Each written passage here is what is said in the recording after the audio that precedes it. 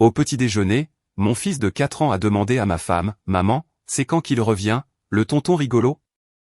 Il m'a tendu une petite voiture. Je n'ai pas dit un mot. J'ai juste commencé à compter les visites, les virements, les mensonges.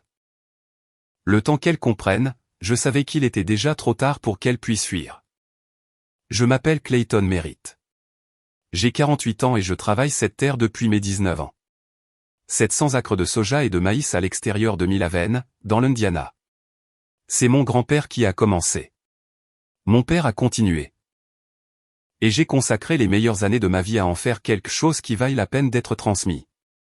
J'ai construit l'extension de la ferme de mes propres mains. J'ai creusé les tranchées d'irrigation moi-même. J'ai conduit le tracteur à travers des tempêtes de verglas parce que les champs se fichent de vos sentiments. J'ai épousé Bridget il y a 6 ans. Elle venait de la ville, comptable dans une entreprise locale, vive, jolie et pleine d'une énergie qui, je le pensais, équilibrerait ma nature plus calme. Elle savait dans quoi elle s'engageait.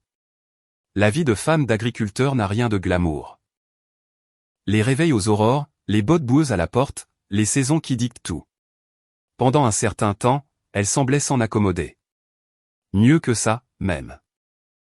Puis, vers la 4e année, quelque chose en elle a commencé à tirer dans une autre direction, et j'étais trop occupé à surveiller la météo pour le remarquer. J'aurais dû remarquer quand elle a commencé à aller plus souvent en ville. 3 ou 4 fois par semaine. Elle disait que c'était pour des courses, ou pour un cours de yoga auquel elle s'était inscrite. Je n'ai jamais posé de questions. Ce fut ma première erreur. Pas la dernière, mais la première. Ce mardi matin d'avril avait commencé comme n'importe quel autre. J'étais debout depuis 5 heures pour vérifier le taux d'humidité dans le champ sud après de fortes pluies. Cooper, notre fils de 4 ans, était déjà à la table de la cuisine quand je suis entré, encore en pyjama, faisant rouler un camion jouet d'avant en arrière sur le bois de la table. Bridget était debout au comptoir, faisant défiler son téléphone, levant à peine les yeux quand je suis entré. J'ai versé du café et me suis assis en face de mon fils. Il avait mes yeux, gris et sérieux, mais l'énergie de sa mère, toujours en mouvement, toujours en train de chercher quelque chose. « Papa, regarde ça », a dit Cooper en lançant le camion du bord de la table. Je l'ai attrapé avant qu'il ne touche le sol. Il a ri comme si c'était la chose la plus drôle qu'il ait jamais vue. Puis il a levé les yeux vers Bridget avec cette honnêteté grande ouverte que seuls les enfants de 4 ans possèdent. « Maman, a-t-il dit, c'est quand qu'il revient, le tonton rigolo ?» Il m'a donné une petite voiture et a ajouté, « Je veux jouer encore avec lui. » La cuisine est devenue silencieuse. Pas progressivement, mais instantanément. Comme si quelqu'un avait coupé le son. Le téléphone de Bridget s'est figé dans sa main. Ses épaules se sont raidies sous son pull. Elle ne s'est pas retournée tout de suite. Et quand elle l'a fait, son visage affichait cette immobilité prudente et répétée que j'apprendrai plus tard à reconnaître comme une tentative de limiter les dégâts. « Quel oncle, bébé ?» Sa voix est sortie plus légère qu'elle n'aurait dû. « Celui qui rit fort, » a dit Cooper, parfaitement innocent, attrapant déjà ses céréales. « Il a un camion rouge. Il m'a laissé m'asseoir dedans. » J'ai vu la mâchoire de Bridget se serrer. Elle m'a regardé. Juste un éclair, moins d'une seconde. Puis elle a regardé son fils. « C'est juste un ami de travail de maman, mon chéri, » a-t-elle dit. « Il ne passera plus. » Quelque chose de froid m'a traversé la poitrine. Pas de la colère. Pas encore. Quelque chose de plus calme et de plus dangereux. Le sentiment d'un homme qui réalise qu'il a été le dernier à savoir quelque chose d'important. Je n'ai rien dit, je n'ai rien demandé.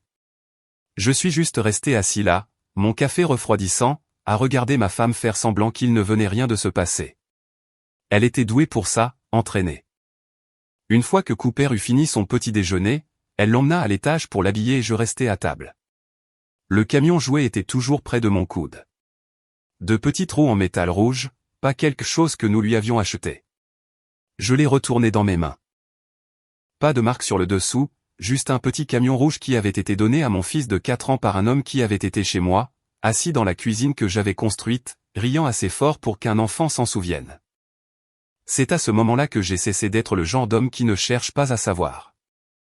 Je n'ai pas confronté Bridget ce jour-là, ni le suivant. Un homme qui a passé sa vie à lire la météo sait une chose, on n'agit pas au premier nuage. On observe le ciel. On attend que le motif se dessine. Ensuite, on bouge. Ce que j'ai fait, c'est commencer à prêter attention. Vraiment prêter attention, comme j'aurais dû le faire depuis des mois. Bridget avait toujours été sociale, avait toujours des raisons de s'absenter de la ferme. J'avais accepté cela. L'agriculture isole par nature, et je ne voulais pas qu'elle se sente piégée ici, dans la boue et le silence. Alors, je lui avais laissé de l'espace, beaucoup d'espace. Il s'avère que je lui avais laissé assez d'espace pour se construire une toute autre vie. La semaine suivant la question de Cooper, j'ai commencé à tenir un journal mental. Mardi après-midi, elle a dit qu'elle avait une réunion client à Milaven. Elle est rentrée 2 heures plus tard que prévu, sentant le restaurant, pas le bureau. Jeudi soir, cours de yoga, disait-elle, comme toujours. J'ai vérifié le tapis dans le coffre de sa voiture quand elle est rentrée. Parfaitement sec, pas une goutte de sueur, pas un pli montrant qu'il avait été déroulé. Elle trimballait ce tapis depuis des mois comme un accessoire de théâtre. Je n'ai rien dit, j'ai juste noté. Ce à quoi je ne m'attendais pas, c'était un appel téléphonique le vendredi matin. Le docteur Anita Rod, la pédiatre de Cooper, m'a appelé à 7h15 alors que j'étais en train d'inspecter le champ-haie. J'ai failli laisser aller sur la messagerie, mais quelque chose m'a poussé à répondre. Monsieur Merritt, a-t-elle dit, et sa voix avait ce ton prudent et mesuré que les médecins utilisent lorsqu'ils s'apprêtent à dire quelque chose qu'ils sont obligés de dire, mais qu'ils n'aiment pas dire. Je veux faire un suivi concernant la visite de Cooper hier. Je me suis arrêté de marcher. Bridget l'avait emmené. C'était vrai. Bilan de routine. Tout va bien physiquement. Une pause. Mais pendant la visite, Cooper a mentionné quelque chose que je suis obligé de documenter. Il m'a dit qu'un homme visitait votre maison. Il l'a appelé un tonton rigolo et a dit que cette personne était venue plus d'une fois. Cooper semblait à l'aise pour en parler. Ce qui suggère un contact répété. Une autre pause. Je l'ai noté dans son dossier. Je ne fais aucune supposition, monsieur Merritt, mais je veux que vous soyez conscient que cette conversation a eu lieu et que je l'ai documentée. Je suis resté debout dans le champ-haie, le gel encore au sol, la mâchoire si serrée que mes dents du fond me faisaient mal. Merci, docteur, ai-je dit. J'apprécie que vous m'appeliez directement. Après avoir raccroché, je suis resté là un long moment. Une pédiatre l'avait maintenant mis par écrit. Un enfant de 4 ans avait parlé à son médecin d'un homme qui venait chez nous quand je n'étais pas là. Quoique Bridget pensait gérer, elle en avait perdu le contrôle. Cet après-midi-là, j'ai appelé mon frère Neil. Il a conduit depuis Lafayette le soir même, a garé son camion près de la grange comme il le fait toujours.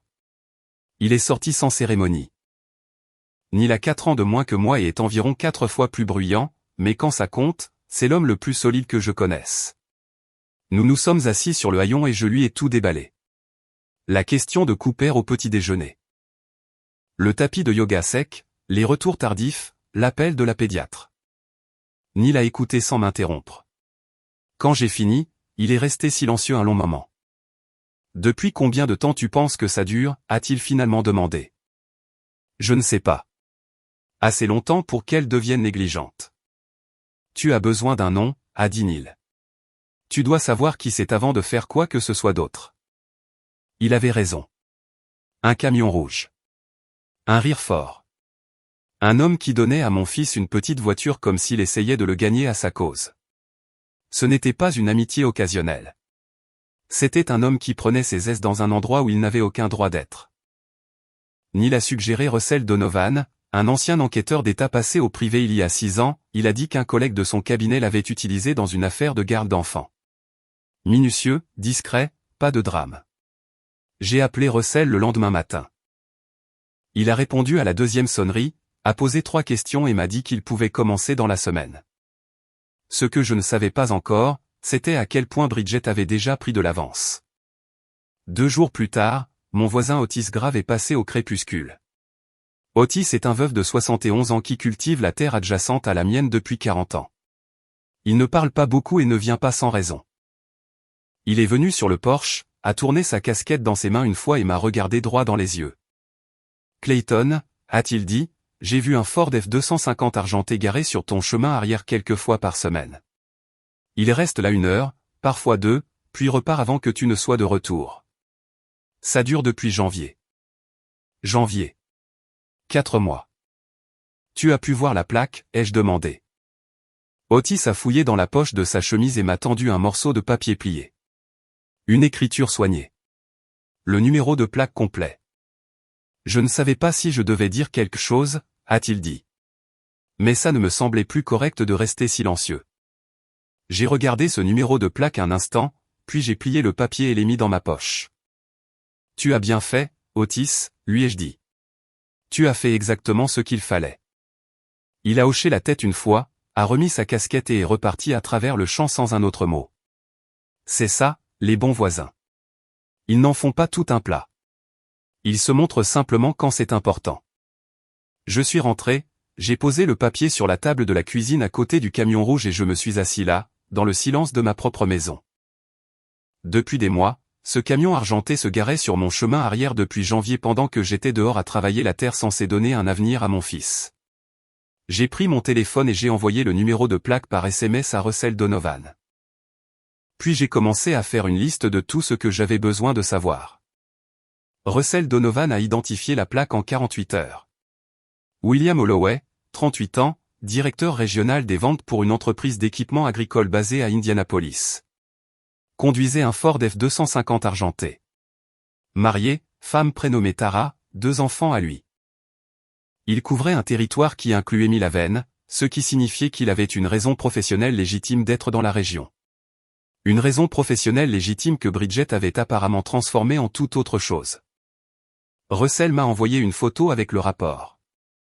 Holloway avait les épaules larges, un sourire facile, le genre d'homme qui avait l'air à l'aise partout où il allait. J'ai fixé cette photo pendant environ 30 secondes, puis j'ai posé mon téléphone face contre terre sur l'établi et je suis retourné réparer la conduite hydraulique du tracteur. Certains hommes s'effondrent à ce moment-là. Je l'ai vu arriver à des voisins, à des cousins, à des gars avec qui je suis allé au lycée. Je le comprends.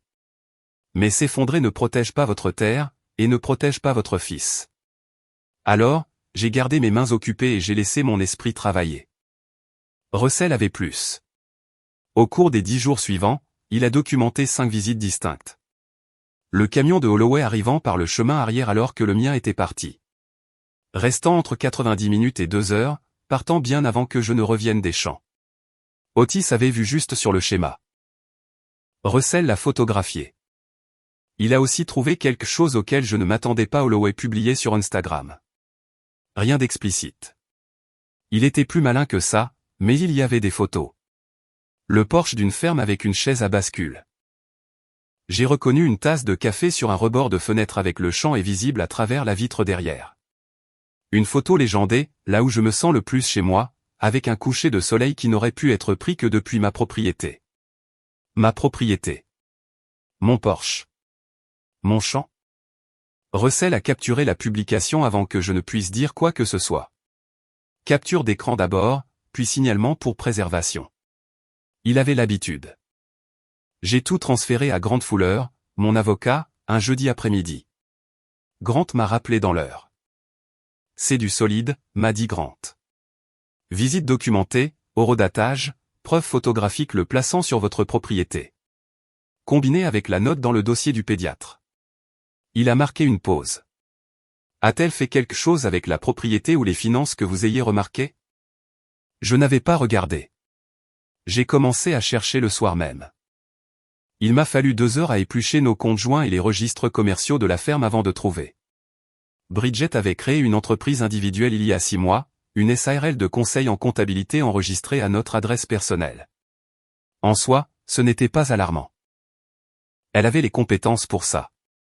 Mais quand j'ai sorti les relevés de carte de crédit de l'entreprise, j'ai vu des frais qui n'avaient rien à voir avec un quelconque travail de conseil. Note de restaurant, séjour à l'hôtel à Indianapolis, un week-end dans un lodge près de Bloomington, tout passé par le compte professionnel, tout était techniquement lié à nos actifs communs. Je suis resté assis à la table de la cuisine avec ces imprimés étalés devant moi jusqu'à ce que l'horloge au mur indique minuit. Le lendemain matin, je suis allé à Milaven et j'ai rencontré Dorothy Payne. Grant m'avait recommandé cette experte comptable judiciaire, 68 ans, qui avait travaillé sur des affaires de fraude financière pendant 30 ans avant de devenir indépendante. Elle portait des lunettes de lecture sur une chaîne perlée et avait apporté un bloc-notes de la taille d'une petite porte. Elle a regardé ce que j'avais trouvé, m'a posé 12 questions en succession rapide, puis s'est adossée à sa chaise. Il y a plus ici que des dépenses personnelles, a dit Dorothy d'un ton égal. Cette SARL a accès au compte d'exploitation de votre ferme en tant que compte lié. Si quelqu'un voulait déplacer de l'argent avant une demande de divorce, cette structure rendrait la chose très facile à faire. Le mot divorce s'est posé sur la table entre nous comme une pierre. Pouvez-vous tracer où tout est allé, ai-je demandé. Je peux tout tracer, a-t-elle répondu. Donnez-moi 2 semaines. Je suis rentré chez moi les fenêtres baissées, l'air froid d'avril piquant mon visage, et je me suis arrêté à la clôture d'Otis en remontant l'allée. Il était déjà dehors, comme s'il m'attendait. Je lui ai dit ce que j'avais trouvé. Pas tout, juste assez. Otis a écouté, a hoché la tête une fois et a fouillé dans la poche de sa veste. Il m'a tendu un petit carnet à spirale, le genre qu'on achète dans une station-service. À l'intérieur, de son écriture soignée, se trouvaient des dates et des heures remontant à janvier. Chaque visite qu'il avait consignée, chaque numéro de plaque, les horodatage, les conditions météo, des notes sur la durée du stationnement du camion. 3 mois de documentation. Un homme de 71 ans tenait des registres depuis 3 mois parce qu'il savait que quelque chose n'allait pas et qu'il ne savait pas comment aider autrement. Ma gorge s'est serrée d'une manière inattendue. Otis, ai-je dit, tu n'étais pas obligé de faire ça. Il m'a regardé avec ses yeux gris et calmes. Cooper va avoir besoin que son père gagne ça, a-t-il dit simplement. Je me suis dit que je ferais ma part. J'ai ramené le carnet à la maison et l'ai ajouté au dossier qui s'épaississait de jour en jour. Preuves, documentation, dossier financier, photographie. Bridget se construisait une porte de sortie. Je construisais un mur qu'elle ne pourrait pas franchir. Dorothy Payne m'a appelé un mercredi matin, 11 jours après notre première rencontre. Monsieur Merritt, a-t-elle dit, et je pouvais entendre des papiers bouger de son côté. J'ai besoin que vous veniez aujourd'hui si possible. J'y étais pour 10 heures. Elle avait couvert une table de conférence d'imprimés, de relevés surlignés, d'une chronologie qu'elle avait tracée sur un bloc-notes au marqueur rouge. Elle m'a tout expliqué méthodiquement, comme un chirurgien explique une procédure. Calme, précise, pas de mots inutiles. La SARL que Bridget avait créée ne servait pas seulement à payer des dépenses personnelles. En 7 mois, elle avait transféré un total de 31 000 $ du compte d'exploitation de la ferme vers le compte de l'entreprise. Puis elle l'avait déplacé de là vers un 3e compte dont j'ignorais l'existence, un compte d'épargne personnelle à son nom uniquement. Ouvert dans une banque à Indianapolis. 31 000 $. Calmement, méthodiquement, en 7 mois. Elle n'a pas tout pris d'un coup, a expliqué Dorothy en tapotant la chronologie. De petits virements, des montants irréguliers, rien qui ne déclencherait une alerte automatique. Quiconque l'a conseillé là-dessus savait ce qu'il faisait.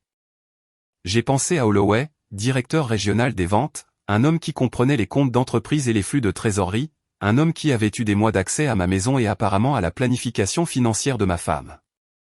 Est-ce récupérable, ai-je demandé. Tout est récupérable, a dit Dorothy fermement. Les transferts sont documentés. Le compte existe. L'argent n'a pas disparu. Il a juste bougé. Avec l'action en justice appropriée, nous gelons ce compte avant que quoi que ce soit d'autre n'en sorte. J'ai appelé Grant Fuller depuis le parking. Il a déposé une demande de gel d'actifs d'urgence avant la fin de la journée ouvrable. Bridget ne le savait pas encore. C'était important. Ce qui s'est passé ensuite, je ne l'avais pas prévu. Ce vendredi-là, j'ai reçu un appel d'un numéro que je ne reconnaissais pas. Une voix de femme, stable, mais avec quelque chose de prudent en dessous. Monsieur Merritt, je m'appelle Tara Holloway. Je suis la femme de William Holloway. Une brève pause. Je pense que nous devons parler. Nous nous sommes rencontrés le lendemain matin dans un restaurant de la ville voisine. Tara avait 36 ans, le regard vif, et n'avait clairement pas bien dormi depuis des semaines. Elle avait une enveloppe Kraft sur la table devant elle, qu'elle a poussée vers moi avant même que nous ayons commandé le café. Je l'ai découvert il y a 4 mois, a-t-elle dit doucement. Je documente tout depuis. Relevé téléphonique, retrait bancaire, un reçu d'hôtel que j'ai trouvé dans une veste. Elle a fait un signe de tête vers l'enveloppe. Ce sont des copies de tout ça. J'ai regardé ce qu'elle avait apporté. Des dates qui correspondaient aux journaux de surveillance de Russell. Des SMS qu'elle avait photographiés sur son téléphone. Un reçu d'un lodge de Bloomington le même week-end que j'avais trouvé sur le relevé de carte professionnelle de Bridget. 2 familles, un mensonge traversant les deux. Que attendez-vous de cela, lui ai-je demandé directement. Tara m'a regardé sans ciller. Je veux qu'il en réponde devant le tribunal sans aucune marge de manœuvre. Et je pense que c'est plus facile si nous sommes tous les deux là avec les mêmes preuves. Elle avait raison. 2 témoins corroborants, 2 ensembles de documents recueillis indépendamment, 2 chaînes de preuves claires pointant vers le même schéma de comportement. J'ai tendu la main à travers la table. Alors assurons-nous qu'aucun d'eux n'est nulle part où aller, ai-je dit. Elle l'a serré sans hésitation. Sur le trajet du retour, je suis passé devant l'entrée de mon chemin arrière et j'ai ralenti sans le vouloir. Pas de camion argenté garé dans l'ombre aujourd'hui. Mais je savais maintenant, je savais vraiment, que cela durait depuis janvier. Que 31 000 $ de l'argent de ma ferme dormait dans un compte bancaire à Indianapolis. Et que ma femme planifiait sa sortie pendant que j'étais dans les champs à 5 heures du matin, travaillant pour construire quelque chose qui vaudrait la peine d'être laissé à mon fils. Je suis entré dans la ferme, j'ai coupé le moteur et je suis resté assis un moment. Puis je suis sorti, j'ai marché jusqu'à la grange et je me suis remis au travail. Parce que c'est ce qu'on fait quand on est agriculteur. La terre ne cesse pas d'avoir besoin de vous juste parce que votre monde a basculé. Et Cooper allait avoir besoin d'un père qui tient debout. J'allais tenir debout. Neil est revenu un samedi, cette fois avec un objectif précis. Il s'est assis à ma table de cuisine et a passé en revue tout ce que j'avais. Le dossier de surveillance de Russell, la chronologie financière de Dorothy, le dossier de Tara Holloway, le carnet d'Otis.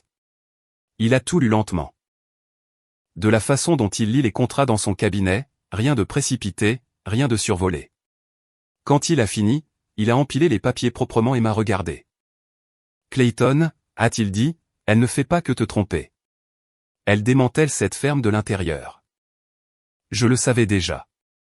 L'entendre dire à haute voix par mon frère était une toute autre chose. Neil avait mené sa propre enquête depuis mon premier appel. Il avait parlé aux gens en ville, discrètement, prudemment, comme on le fait quand on ne veut pas dévoiler son jeu. Ce qu'il a trouvé m'a fait brûler la nuque. 3 des amis les plus proches de Bridget savaient pour William Holloway. Il ne se contentait pas de soupçonner, il savait. Jenna Marsh, qui tenait le fleuriste du centre-ville. Paula Andry, avec qui Bridget déjeunait toutes les 2 semaines depuis 2 ans. Et Kevin Sloan, le mari de la colocataire de fac de Bridget, qui avait apparemment vu Holloway et Bridget ensemble dans un restaurant à Indianapolis il y a 6 mois et n'avait rien dit à personne sauf à sa femme, qui ne m'avait rien dit. 3 personnes de notre cercle social, portant un secret qui m'appartenait ainsi qu'à Cooper, et choisissant de la protéger elle à la place. J'ai pensé à chaque conversation que j'avais eue avec Jenna au marché fermier, chaque fois que j'avais salué Paula de la main sur un parking, chaque réunion de vacances où Kevin Sloan m'avait serré la main en me regardant dans les yeux. Je les ai appelés un par un. Pas de colère dans ma voix, juste de la clarté. Je sais que vous saviez, ai-je dit à chacun d'eux. Je n'appelle pas pour me disputer à ce sujet. J'appelle parce que je veux que vous sachiez que je sais et que ce ne sera pas oublié. Jenna a bafouillé. Paula a pleuré. Kevin a essayé de s'expliquer pendant environ 90 secondes avant que je ne le remercie pour son temps et ne raccroche. Puis je me suis assis sur le porche et j'ai laissé la colère se dissiper dans l'air froid. Bridget est rentrée ce soir-là d'où qu'elle ait été et m'a trouvé à la table de la cuisine avec une tasse de café et le genre de silence qui pèse lourd. Elle est restée dans l'embrasure de la porte un moment, lisant l'atmosphère comme elle le faisait toujours, et j'ai vu quelque chose d'incertain traverser son visage. Dure journée, a-t-elle demandé, décontractée, en accrochant ses clés au crochet. Éducative, ai-je répondu. Elle m'a regardé une demi-seconde de plus qu'elle n'aurait dû. Puis elle est allée voir Cooper à l'étage. J'ai écouté ses pas au plafond au-dessus de moi et j'ai pensé à 31 000 $ et à un homme au rire fort qui s'était assis dans ma cuisine et avait donné à mon fils une petite voiture. Le lendemain matin, Otis a frappé à la porte de ma grange juste après 7 heures. Il n'était pas seul. Derrière lui se tenait une femme que je ne reconnaissais pas milieu de la quarantaine, vêtements d'affaires, portant une mallette en cuir. Otis l'a présentée comme Janet Pruitt, une journaliste du média agricole régional. Mais elle n'était pas là pour un article. Elle était là parce qu'elle était la nièce d'Otis et parce qu'elle avait passé 15 ans avant le journalisme à travailler dans le droit immobilier. Oncle Otis m'a dit ce qui se passait, a-t-elle dit directement, sans préambule. Je veux aider. Pas professionnellement. Personnellement. J'ai déjà vu cette structure financière exacte utilisée. Une SARL liée à un compte d'exploitation agricole. De petits virements au fil du temps. Je peux vous aider à documenter l'exposition juridique et le langage que votre avocat peut utiliser immédiatement. J'ai regardé Otis. Il a juste haussé les épaules avec cette dignité tranquille qui était la sienne. Je me suis dit que tu avais besoin de quelqu'un qui parle la bonne langue, a-t-il dit. Janet a passé 3 heures à ma table de cuisine avec les rapports de Dorothy Payne et un nouveau bloc-notes. Au moment de partir, elle avait rédigé un mémo de 6 pages décrivant les statuts exacts selon lesquels les manœuvres financières de Bridget constituaient une fraude civile. Grant Fuller a appelé cela « le lay-up le plus propre qu'on lui ait jamais servi ». Ce que je ne savais pas encore, c'était que Bridget bougeait déjà. Russell m'a appelé cet après-midi-là. Il avait vérifié les antécédents de Holloway par principe et il a trouvé quelque chose de nouveau. Holloway s'était rendu au bureau d'un avocat spécialisé en immobilier à Indianapolis 2 fois au cours des 3 dernières semaines. L'avocat était spécialisé dans les transferts de propriété. J'ai appelé Grant avant même que Russell ait fini de parler. Grant a déposé un avis de litige en instance formelle, pendant, sur la propriété de la ferme avant la fin de la journée.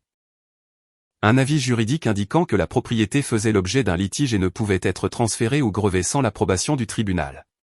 Bridget avait été à 2 pas de la porte. Maintenant, la porte avait une serrure qu'elle ne pouvait pas ouvrir. Ce soir-là, je me suis tenu à la clôture en regardant la dernière lumière s'estomper sur le champ sud. 700 acres. Les mains de mon grand-père avaient retourné cette terre en premier. Celles de mon père l'avaient maintenue à travers les sécheresses et les récessions. Les miennes l'avaient agrandie, modernisée, préparée pour que Cooper en hérite un jour. Personne ne la prenait. Ni Bridget, ni Holloway, personne. Je suis rentré, j'ai vérifié mon fils endormi dans son pyjama imprimé dinosaure, et je me suis assis sur le bord de son lit 1 minute dans le noir. On va s'en sortir, bonhomme, ai-je dit doucement. Il ne s'est pas réveillé, mais je le pensais plus que je n'avais pensé la plupart des choses dans ma vie. Le dépôt de séparation légale est arrivé un mardi matin. Grant m'a appelé avant même que Bridget ne quitte la maison. Son avocate, Lauren Kane, 45 ans, tranchante comme une lame et 2 fois plus froide, avait déposé une motion de 30 pages qui m'accusait de contrôle financier, de manipulation émotionnelle et de ce qu'elle appelait l'isolement systématique d'un conjoint vulnérable. Elle demandait la ferme, la garde principale de Cooper et une pension alimentaire. J'ai lu le résumé que Grant m'avait envoyé par email, debout dans la grange, de la boue sur mes bottes, les corvées du matin à moitié faites. J'ai fini les corvées avant de le rappeler. Elle veut tout, a dit Grant quand j'ai répondu. Elle ne l'aura pas, ai-je répondu. Qu'a-t-elle réellement en ce moment? Sa parole est un récit sympathique. Kane est doué pour construire ça. Il a marqué une pause. Mais Clayton, il y a plus. Lauren Kane a déposé une préférence d'attribution judiciaire ce matin. Elle a spécifiquement demandé la juge Patricia Holt. Je ne connaissais pas le nom, m'a expliqué Grant. La juge Patricia Holt avait donné 2 interviews largement diffusées au cours des 3 dernières années dans lesquelles elle avait parlé de ce qu'elle appelait le « déséquilibre de pouvoir financier inhérent aux mariages agricoles où l'un des conjoints contrôle les actifs fonciers ». Elle avait été citée disant que les tribunaux sous-évaluaient historiquement la contribution du conjoint non agriculteur à la stabilité du ménage. Elle cherche un tribunal sympathique, a dit Grant. Kane fait ça régulièrement. Elle fait des recherches sur les juges, trouve ceux qui sont les plus susceptibles de voir sa cliente favorablement, et les demande nommément. Peut-on contester? Nous pouvons déposer une requête en récusation judiciaire basée sur une partialité démontrée. Ce n'est pas garanti, mais ces interviews nous donnent des motifs. Il a réfléchi un instant. Cela nous coûtera du temps, 2, peut-être 3 semaines pendant que la motion est entendue. Déposez-la, ai-je dit immédiatement. Je préfère perdre 3 semaines que de perdre la ferme face à un tribunal partial. Grant a déposé la requête en récusation cet après-midi-là. 2 jours plus tard, la juge Holt s'est récusée volontairement sans attendre une décision. Apparemment, son greffier avait signalé les interviews le matin même. C'était une victoire silencieuse, mais elle comptait. Elle me disait que le manuel de jeu de Lauren Kane avait une page que Grant savait déjà contrer. Ce qui est venu ensuite, cependant, était moins attendu. J'étais dans le hangar à matériel un jeudi après-midi quand Russell a appelé. « Tu dois voir quelque chose », a-t-il dit. « Vérifie tes emails. » C'était une capture d'écran transférée via une chaîne que Russell avait retracée jusqu'à une source anonyme, quelqu'un à l'intérieur de l'entreprise de Holloway. Elle montrait un fil de mail entre Holloway et Bridget datant d'il y a 4 mois. Holloway y écrivait, « Une fois le transfert de propriété effectué, nous pouvons mettre en vente dans les 60 jours. Le marché est fort en ce moment. » La réponse de Bridget, « Clayton ne se battra pas. Il ne se bat jamais pour rien. J'ai lu ça 2 fois.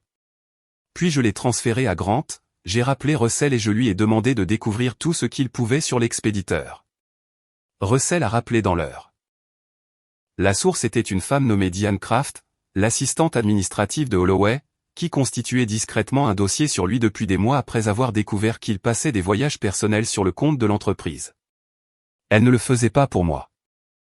Elle le faisait parce qu'elle en avait assez de le couvrir. Mais son timing venait de me donner quelque chose d'important. Pendant ce temps, Bridget est rentrée ce soir-là et a tenté une approche totalement différente. Elle était calme, mesurée. Elle s'est assise en face de moi à la table de la cuisine et a parlé sur le ton de quelqu'un qui avait été coaché. Même raisonnable, conçu pour donner l'impression que c'était moi qui avais tort.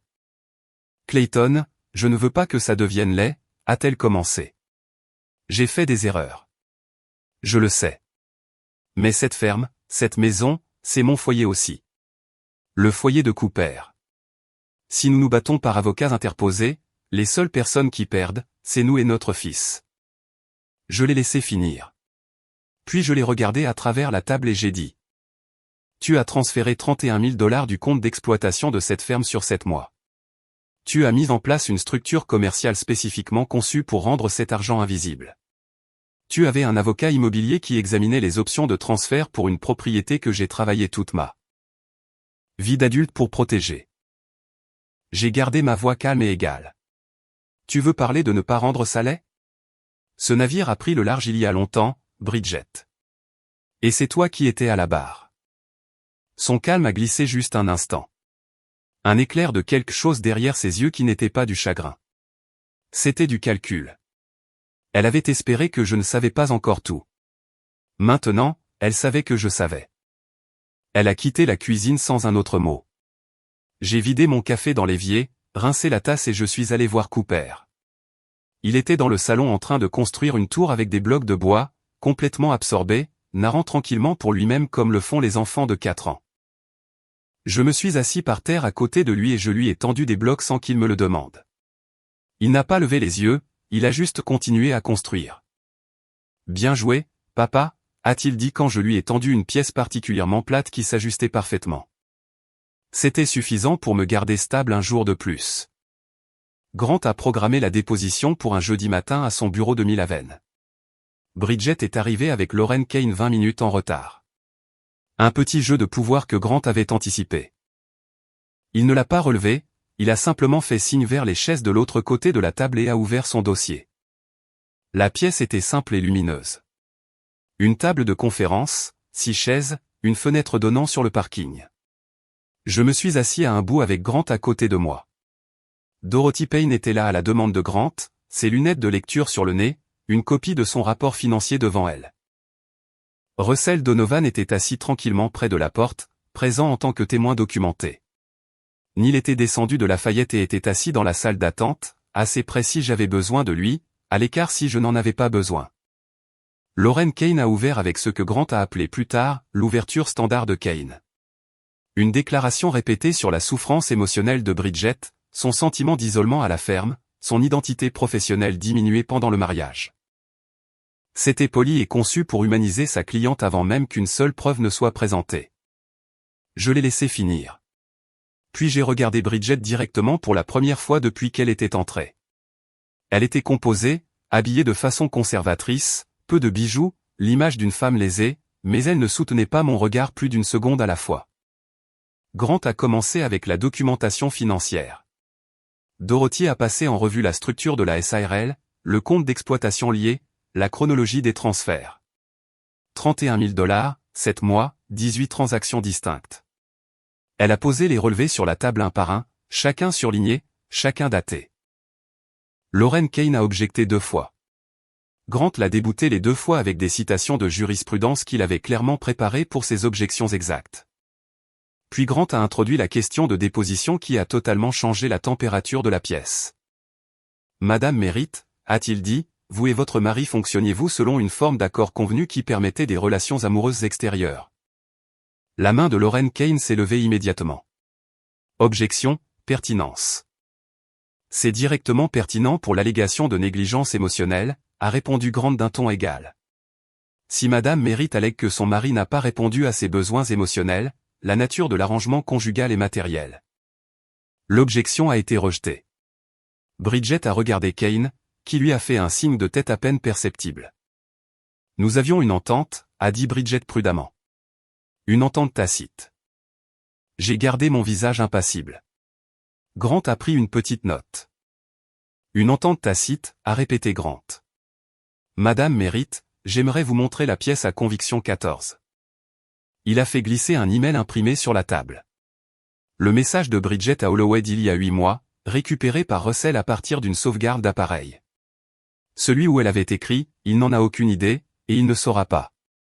Il fait confiance trop facilement. Comme toujours. Le calme de Bridget ne s'est pas brisé, mais il a plié visiblement, comme une planche sous trop de poids. Cela ne représente pas, a-t-elle commencé. Cela a été envoyé depuis votre adresse email personnelle à 23h14 un mardi soir, a dit Grant. Est-ce votre adresse email, Madame Merritt? Une longue pause. Oui. Alors le dossier reflétera que la prétendue entente tacite n'était en fait pas comprise par Monsieur Merritt. Lauren Kane a demandé une suspension de séance. Elles sont sorties pendant 12 minutes. Quand elles sont revenues, quelque chose dans la posture de Bridget avait changé. La performance soignée présentait une fracture maintenant. Le genre qu'on ne peut pas recoller. Grant a introduit la documentation sur la propriété. Ensuite, les visites au bureau de l'avocat immobilier. Le dépôt de litige en instance. La structure de transfert que Dorothy avait identifiée. Kane a essayé de recadrer chaque pièce. Grant a démantelé chaque recadrage méthodiquement, sans énervement, sans théâtre. Il faisait cela depuis 26 ans et ça se voyait. Au moment où elles sont parties, Lauren Kane ne jouait plus la carte de la femme lésée. Elle gérait les dégâts. Sur le parking après, Grant a posé une main sur mon épaule. Elle est venue en pensant qu'elle avait un levier, a-t-il dit. Elle n'en a pas. Plus maintenant. Ni l'attendait près de mon camion. Il avait vu leur visage quand elles sont sorties. C'était comment, a-t-il demandé. Assez mauvais, ai-je dit. Pour elle. Nous sommes retournés à la ferme dans des camions séparés. Je me suis arrêté en haut de la longue allée et j'ai regardé la terre étalée en contrebas. Les champs qui verdissaient maintenant que le printemps s'était installé. Le toit de la grange captant la lumière de l'après-midi. La maison où Cooper était avec sa baby-sitter, faisant probablement rouler des camions sur le sol de la cuisine. 700 acres, 3 générations de travail. Personne n'allait avoir ça. Pas aujourd'hui, jamais. L'audience finale était fixée pour lundi. Grant a appelé cela une conférence de règlement. Mais nous savions tous les deux ce que c'était vraiment. Le moment où Bridget et son avocate accepteraient les conditions où regarderait Dorothy Payne guider un juge à travers 31 000 $ de transferts frauduleux, ligne par ligne. Elles ont accepté les conditions. Le matin de la conférence, j'ai mis ma belle chemise, celle que je gardais pour l'église et les enterrements, et j'ai conduit jusqu'à Mill-Haven avec Neil sur le siège passager. Nous n'avons pas beaucoup parlé, pas besoin. Bridget et Lauren Kane étaient déjà assises à notre arrivée. La documentation de Tara Holloway avait été soumise comme preuve corroborante la semaine précédente.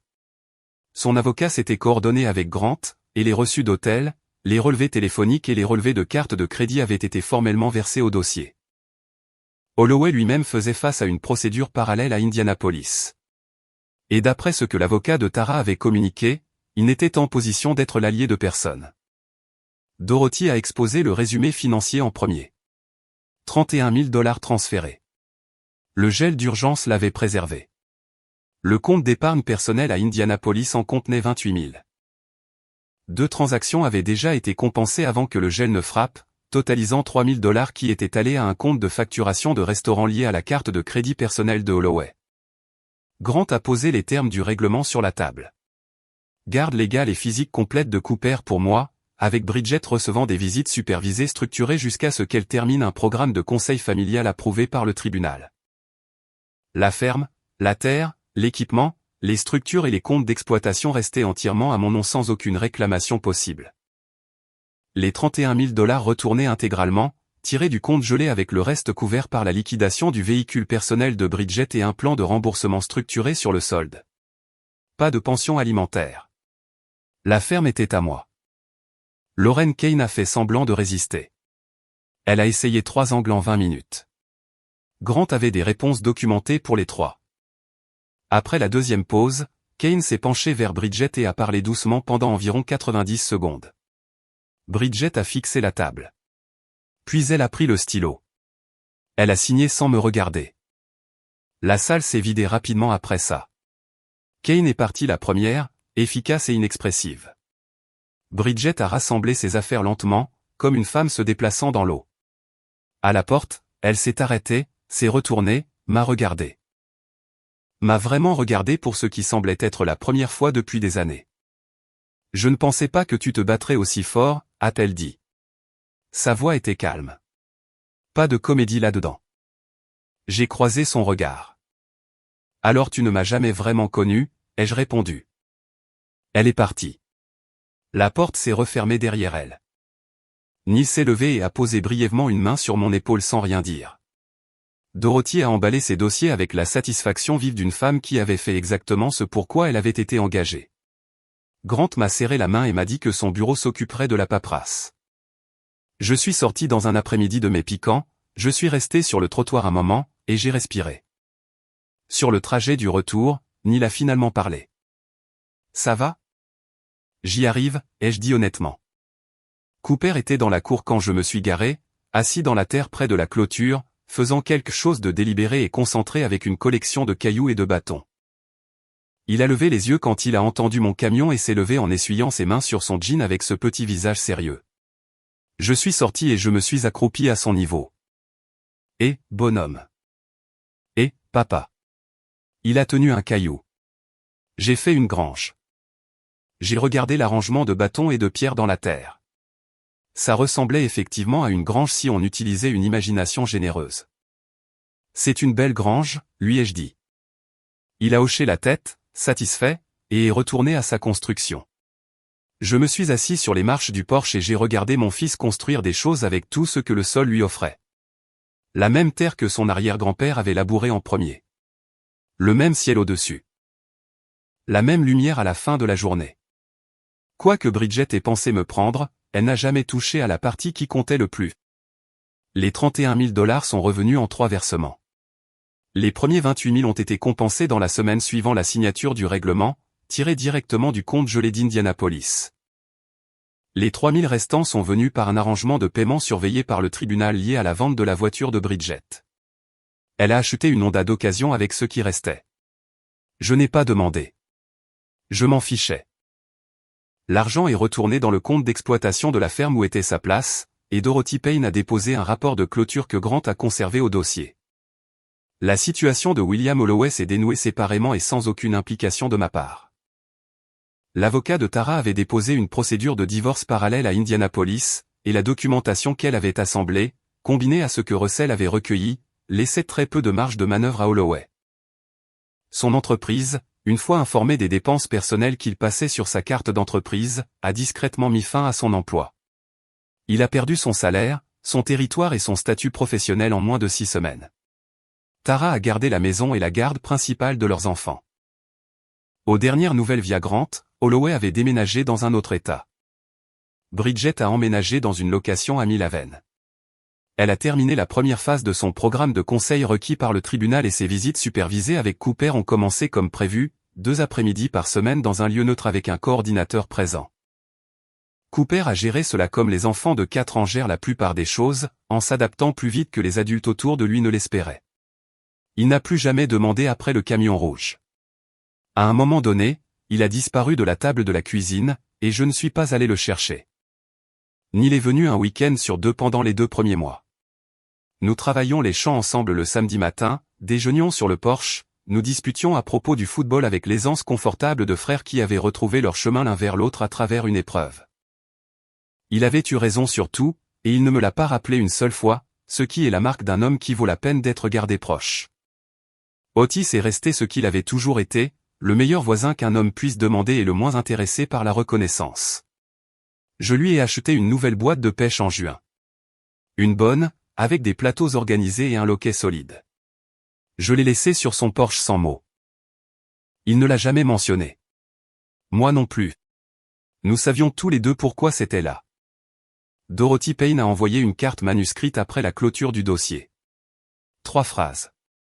La dernière disait, « Votre fils a de la chance d'avoir un père qui garde ses comptes honnêtes. » Je l'ai épinglé sur le tableau de liège dans le bureau de la ferme, à côté du calendrier de planification et du journal de maintenance de l'équipement, où je la verrai tous les jours. L'été est arrivé chaud et sec, comme le font les étés de l'Indiana. J'étais debout avant l'aube la plupart des matins, dehors dans les champs tant que l'air était encore frais, vérifiant le sol, ajustant l'irrigation, faisant les 10 000 petites choses qui maintiennent une ferme en vie. Cooper était parfois réveillé quand je rentrais pour le petit déjeuner, assis à table en pyjama, attendant. Un matin de fin juillet, il a levé les yeux de ses céréales et a dit « Papa, est-ce qu'on reste ici pour toujours ?» Je me suis assis en face de lui. « Tu as prévu d'aller quelque part ?» Il y a réfléchi sérieusement. De la façon dont il pensait à tout. « Non », a-t-il décidé. « J'aime bien ici. » Moi aussi. Mais je lui ai dit, moi aussi. C'était toute la conversation. C'était suffisant. 9 mois après le règlement, j'ai planté du blé dans le champ sud pour la première fois en 4 ans. C'était une décision de rotation, pratique et attendue depuis longtemps, mais cela ressemblait à quelque chose de plus que ça le matin où j'ai fait le premier passage avec le semoir. Il y a quelque chose dans le fait de mettre des graines dans un sol que vous vous êtes battu pour garder qui résonne différemment du simple fait de cultiver. Chaque rangée semblait délibérée. Chaque acre semblait gagner 2 fois. Neil était là pour ce premier jour. Ce n'est pas un fermier. Il ne l'a jamais été. Mais il est descendu de Lafayette et a fait un tour de tracteur avec moi pour un passage à travers le champ, assis sur l'aile comme nous le faisions enfant quand notre père conduisait l'engin. Il n'a pas dit grand-chose. La terre n'avait pas besoin de commentaires. Cooper a commencé dans une petite école maternelle à Mill-Haven cet automne-là, 3 matins par semaine. Son institutrice a envoyé un dessin à la maison le premier mois. Une maison avec une grange à côté. Une silhouette étiquetée papa en lettres capitales soignées. Une silhouette plus petite étiquetée moi. Des bras en bâton, des couleurs au crayon, tout le répertoire standard. Je l'ai mis sur le réfrigérateur et il y est resté. Sa relation avec Bridget s'est stabilisée en quelque chose de fonctionnel et civil. De la façon dont ces choses le font quand les adultes impliqués décident que la stabilité de l'enfant compte plus que leur propre grief résiduel. Bridget a terminé son programme de conseil. Ses visites sont devenues non supervisées à l'automne. Cooper semblait aller bien. Les enfants sont remarquablement résilients quand les adultes autour d'eux arrêtent de les utiliser comme levier. Jenna Marsh du fleuriste m'a arrêté au magasin de bricolage un après-midi de septembre. Elle avait l'air d'avoir répété quelque chose. Clayton, a-t-elle commencé. Je veux que tu saches que je suis désolé pour. Jenna, ai-je dit sans méchanceté. On est quitte. J'ai pris la boîte de vis dont j'avais besoin et j'ai continué mon chemin. Certaines choses ne nécessitent pas une longue conversation. Le pardon n'est pas la même chose que l'oubli, et ce n'est pas la même chose que de faire semblant. C'est juste décider que porter quelque chose ne vous sert plus à rien. Je suis tombé sur le camion rouge en novembre au fond d'un tiroir dans le vestibule. Je suis resté là à le tenir un moment. De petits trous en métal, pas de marque en dessous, et puis je l'ai mis dans la boîte de dons que je garde près de la porte arrière. Le gosse de quelqu'un, quelque part, jouerait très bien avec. Les fêtes sont arrivées comme elles le font toujours, avec leur poids particulier de comparaison avec ce qui a précédé. Je les ai gardés simples. Neil a amené sa petite amie pour Thanksgiving. Une femme calme nommée Patrice qui posait de bonnes questions et aidait à la vaisselle sans qu'on le lui demande. Otis est venu pour le dîner et a apporté une tarte qui était meilleure que tout ce que j'aurais pu faire. Cooper en a mangé 3 parts et s'est endormi sur le canapé avant 19 heures. Je me suis assis sur le porche après le dîner avec la fin de mon café et j'ai écouté les bruits de la ferme s'installant dans le froid. Les champs étaient silencieux sous un ciel dur. La lumière de la grange était allumée, ambrée et stable. 700 acres, 3 générations de profondeur. Un enfant de 4 ans endormi sur mon canapé. Un frère rentrant à Lafayette dans le noir. La lumière du porche d'un voisin brillant de l'autre côté de la clôture. Je n'avais besoin de rien de plus que ce qui était juste devant moi. Certains hommes construisent leur vie sur ce qu'ils peuvent acquérir. J'avais toujours construit la mienne sur ce que je pouvais garder. La terre, la loyauté, le travail, le genre d'intégrité qu'on peut regarder dans un miroir chaque matin sans ciller. Bridget avait sous-estimé tout cela. Elle avait pris ma constance pour de la passivité, ma patience pour de la faiblesse, ma confiance pour de l'aveuglement. Elle avait eu tort sur toute la ligne. Le café a refroidi. Je suis rentré, j'ai vérifié Cooper, je l'ai bordé correctement sur le canapé avec sa couverture dinosaure, et j'ai éteint les lumières. Demain, les champs auraient besoin d'attention. C'est toujours le cas. C'est ça le truc avec la Terre. Elle se fiche de ce qui vous est arrivé.